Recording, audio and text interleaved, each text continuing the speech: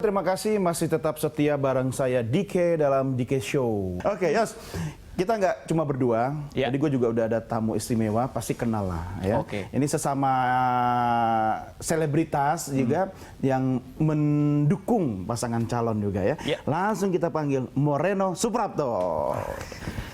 Ya, ini dia. Apa kabar? Apa kabar? Apa kabar? Sehat? Sehat, Bos. Apa kabar? Silakan. Yes. Minimal gue ada temennya pakai batik. Iya.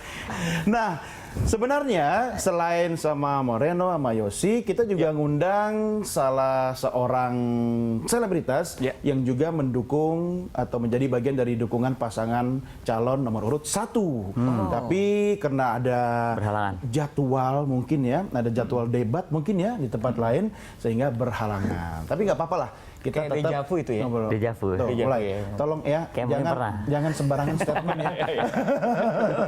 Oke, Moreno. Sekarang kegiatan bagaimana? Kegiatan alhamdulillah lancar. Menjelang pilkada juga kan sebagai wakil rakyat dan sebagai pendukung pasangan calon, bagaimana membagi waktunya sekarang? Ya, alhamdulillah ada komunikasi terus sama paslon, pasangan calon Anies Sandi, terus gerak, terus alhamdulillah jadi kita senang sebagai jubir karena kita ngebagi waktu rapat komisi pertama, kedua juga ngatur jadwal dengan internal di dapil daerah pemilihan khususnya. Terus juga yang ketiga ya pilihan saya ini. Oh, ini karena arahan partai atau memang panggilan hati? Jadi kalau mudah-mudahan ada waktunya lebih panjang ya. Saya bisa sedikit cerita bahwa saya dulu kuliah di Universitas Paramadina. Universitas Paramadina. Rektornya Pak Anies Baswedan. Hubungannya. Saya jujur dulu itu kuliahnya tuh 10 tahun lebih dan saya ditanya apa permasalahannya ya kan di MA ya dulu ya, mahasiswa abadi ya. Mahasiswa abadi sempat, tapi alhamdulillah lulus juga. I feel it, bro. MK mahasiswa kesayangan. Gitu. How do you put it? Jadi memang sejak dulu sudah kenal ya. Sudah kenal. Dengan Mas Sandi juga udah cukup tahu betul. Nah, ini kan tadi kita juga ngobrol-ngobrol. Ternyata kan banyak kalangan selebritas, seniman, artis yang memang melibatkan diri bukan cuma sekedar mendukung tapi aktif gitu kan.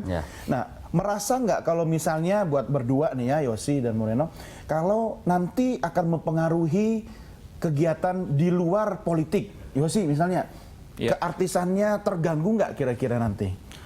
Seharusnya sih kalau kita mengerti bahwa kita hidup di negara yang menjunjung nilai demokrasi, semua orang punya hak pilih, semua orang bebas berpendapat, seharusnya sih tidak perlu ada ketakutan bahwa kita memilih terus kita akan mempengaruhi penonton atau audiens. Seharusnya tidak perlu ada followers gitu. Mempengaruhi kontrak gitu enggak ya? Iya, kita sih karena kita harus melatih diri kita sebagai warga negara untuk berani berpendapat dan memilih.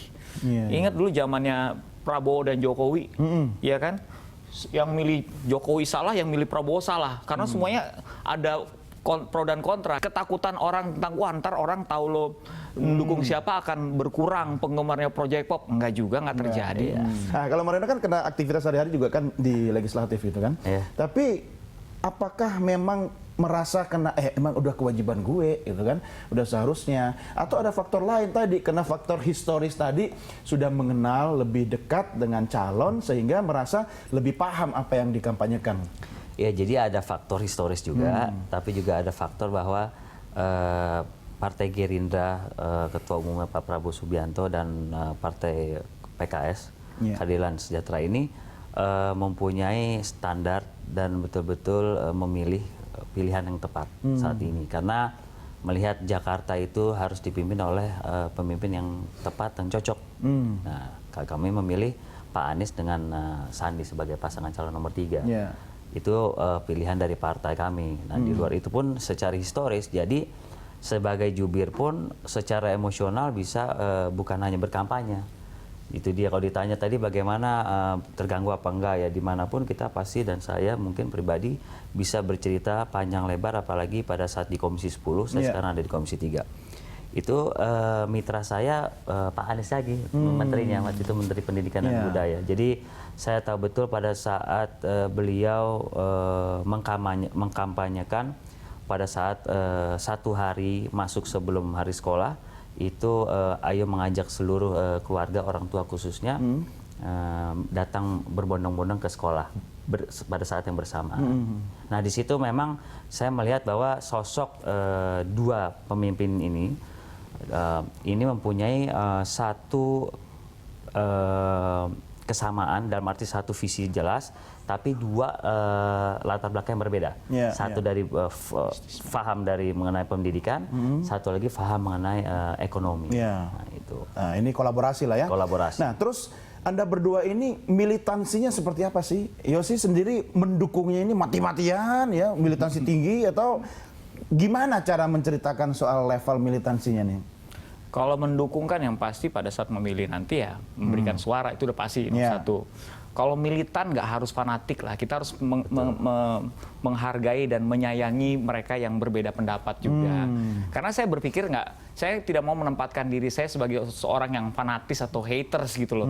Karena itu justru akan berbahaya buat toleransi dan persatuan bangsa ini.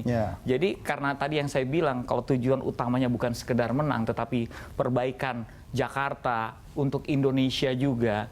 Jadi kita jangan mentok cuma di menang. Akibatnya kalau mentok cuma di menang, banyak yang sakit hati nanti kalau pada saat yang dia dukung nggak menang, sakit hati. Terus memilih untuk menjadi orang yang antagonis terus dengan yang sudah menang gitu. Kan kita harus mentalnya capek ya kayak gitu ya. Saya pilih ini nggak menang nih, ya kita harus dukung yang sudah menang gitu. Makanya Indonesia bisa maju kalau kayak gitu. Iya, sportif ya. Sportif aja. Nah, tapi kalau diukur misalnya kalau 1 sampai 10 militansi, ya saya cuma milih kata militansi aja, kecintaan lah ya. Oke. Itu di angka berapa? Oke.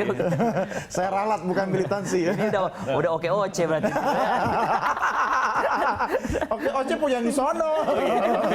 Saya kalau dinilai, saya suka dengan angka 7 ya. Oh, 7. Ya, moderat lah ya. Moderat. Ya. Kalau Moreno gimana? Biasanya kalau sesama Civitas Akademika itu beda soalnya. Kalau level kecintaan itu nggak ada ukuran. Kayak Yosi, semua kita sebagai relawan itu bergerak itu bukan karena berapanya, tapi karena besarnya sebuah relawan itu nggak terukur. Jadi buat saya bukan scale berapa 1 sampai 10, mungkin bisa lebih dari itu. Saya juga menghargai Yosi bisa menyebut angka 7 karena mungkin bukan angkanya tapi rasa kepeduliannya. Betul. Sekarang kan kita mengajak untuk rasa orang ini peduli, jangan sampai pertanyaan, jangan sampai golput. Ya kan? Udah mulai antipati mengenai politik. Terus mengenai sekarang dengan pilkada ini jangan sampai diadu-adu karena hoax itu sekarang dengan undang-undang ITE itu banyak yang belum paham juga. Iya, betul. Saya yakin juga Yosi juga banyak followersnya, tapi dengan Yosi seperti ini maksudnya betul-betul ayo dong kita aja yang sejuk, damai. Terus gimana cara Anda berdua menunjukkan? Ya, karena kan orang di luar kan banyak juga yang tidak tahu latar belakang masing-masing. Kalau misalnya Yosi tadi udah cerita latar belakangnya, kalau Moreno kan mungkin karena ada faktor partai juga, ya kan? Ada juga karena latar belakang historis tadi, ya kan? Nunjukin ke masyarakat bahwa gue ada di belakang mereka ini dengan cara seperti apa, setiap hari nge-tweet kah, kampanye terus atau apa? Jadi, Yosi dulu. Ya, silakan Moreno dulu boleh. Okay. Atau Pingsu dulu deh. Edi dulu sebelah sana. Oh itu kameramen nggak usah ya. Oke, jadi gimana? Kamu deh Yosi dulu. Oke. Enggak, kita datang ke sini aja nunjukin kita peduli. Iya, kita peduli kan. Ya, maksudnya nggak datang beda gitu. Kan yang nyindir situ kan. Ya. Kalau kita maksudnya gini, kita tidak menutup, tidak perlu munafik lah gitu loh. Maksudnya kalau orang nanya dukung siapa ya bilang aja saya so far sih masih dukung 2, saya nggak. Pokoknya sebelum ketuk palu istilahnya kan, belum ada yang merubah saya sampai hari pemilihan nanti ya saya akan ngomong saya 2. Iya. Gitu. Kalau Moreno gimana? Kalau saya jadi kita berperan sesuai perannya masing-masing. Ya, jadi misalnya sebagai jubir, terus saya juga sebelum jadi jubir ada di parlemen, ya bukan sebelum ya sambil paralel. Tapi jauh sebelum jadi jubir dan di parlemen, bicara mengenai pendidikan dan ekonomi itu ternyata mempunyai dampak yang sangat besar di Jakarta. Nah ini yang selalu saya perhatikan di pasangan calon nomor 3 ini. Saya pernah bercerita waktu itu mengenai dampaknya angka kecelakaan dan tingginya kecelakaan di Jakarta dan kemacetan di Jakarta. Karena semua tidak mempunyai ataupun tidak mengalami proses yang benar.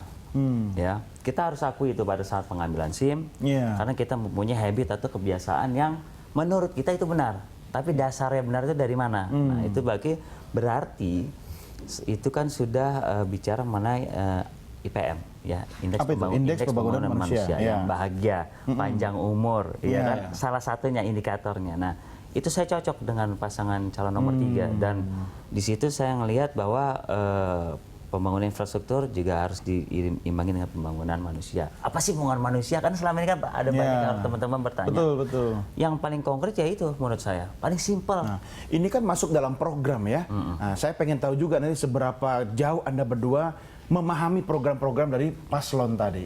Udah ke paslon terakhir, potong rambut atau apa? Salon. Oh, salon ya. Jangan kemana-mana, tetap bareng saya dalam DK Show.